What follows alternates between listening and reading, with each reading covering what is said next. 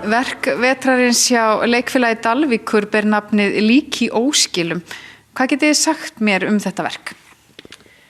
Þetta bara bráðfyndinn farsi, myndi ég segja. Já, bara... Já, þetta eru tveir lögregluþjónar sem eru að fara til fjölskyldu á aðfangadag og bera þeim fréttir að dóttir þeirra hafi farist í bílslysi, sem nú ekki svona hinn típiska uppsetning á farsa og fyrst þegar ég las premissin þá var ég svolítið hræddur hvernig þetta getur verið fyndið, en það nær því og bara, já, tekst rosalega vel til. En þetta er skrítin byrjun á farsa, en það réttir sig við, þannig að það er svona premissin. Það er frekar misheppnaðir lögregluþjónar. Og þú leikur einmitt annan þeirra? Já, ég leik Benedikt og sem er svona, þannig sem nýbyrjaður sem lögregluþjónn og vill nú meina hann viti hvað hann er að gera, sko, en það er ekki raunin, frekar misheppnaðir. Og þetta fer svona út í skemmtilega misskilninga á milli lögregluþjónanna og fjölskyldurinnar og helling af gleði og gaman út af því. Höfundurinn er Anthony Nílsson og Sigurður Hróarsson þýddi þetta. Það var sett upp fyrir sunnan, hvort það hafi ekki verið 2007 eða eitthvað svoleiðis, minnir mig. Annars held ég að þetta hafi ekki verið sett upp áður á Íslandi, ekki svo ég veit allavega. En rosalega skemmtileg þýðing eftir hann Sigurð og rosalega flott hvernig hann nær einmitt að snúa bröndurunum frá enskunni yfir á íslensku og hvernig þið virka, sko. Já, bara æfingarnar gengu bara lygilega vel. Það bara er búið að renna lengi og já, við höfum 2 sýningarhelgir eftir. Það senast þessi helgi og svo næsta. Og það er 1 sýning orðin uppseld nú þegar. Þannig að við höfum að gera að fara að panta með það. En hvers vegna var þetta verk fyrir valinu? Það hefur einhvern veginn bara sýnt sig, sérstaklega á svona litlum stað að farsarnir þeir virka og annarkvort sem er þá farsi eða barnasýning, það er svona það sem við erum búin að vera mest heppnust með.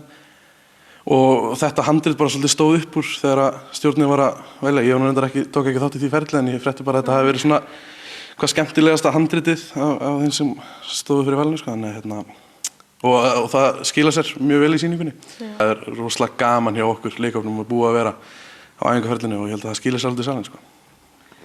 Er þetta öflugt leikfélag sem þið eru með á Dalvík?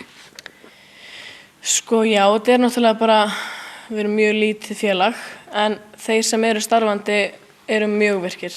Það er líka eftir breytingarnar, við fórum í breytingar á húsinu og erum held ég með, já bara ég held ég þóra alveg að segja bara eitt af, ef ekki bara besta áhugamannleikhúsið á Norðurlandinu upp á húsnæði allavega að gera, sko. Það er ekkert alltaf sem að öll bæjarfélög sem fá að vera með leikhús sem er bara fyrir þetta starf, sko, og við erum rosalega þakklátt fyrir það.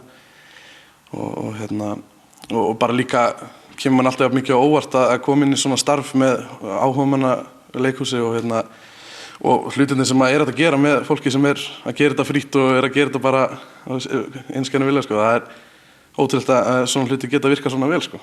Þannig að það kemur alltaf mikið á óvart, sko, þetta gengur vel. En er þá ekki líka bara svolítið svona sorglegt þegar vetrinum er að ljúka? Jó, náttúrulega, maður finnur alveg fyrir svona söknuði eða svoleiðis. Klálega. En maður verður bara bíða spenntur eftir næsta verki.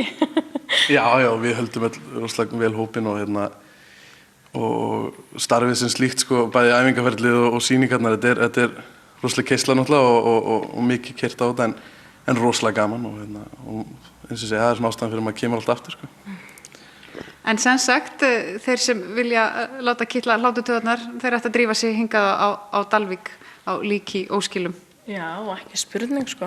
Já, við lofum bara rosalega góðu fyrir og við erum búin að vera rosalega heppin með áhorfendur, sko. Það er ekkert alltaf sama hvernig áhorfendur maður fær, sko, en við erum búin að vera rosalega, þetta eru góðir salir, eins og við segjum. Já, alltaf nóg hlegið og líka skemmtilegt að fólk er ekki kannski að hlæja á sama stað en hlægir einhvern veginn af öllu svo. Já, klálega og ég verður bara að vona að það sé okkur að þakka.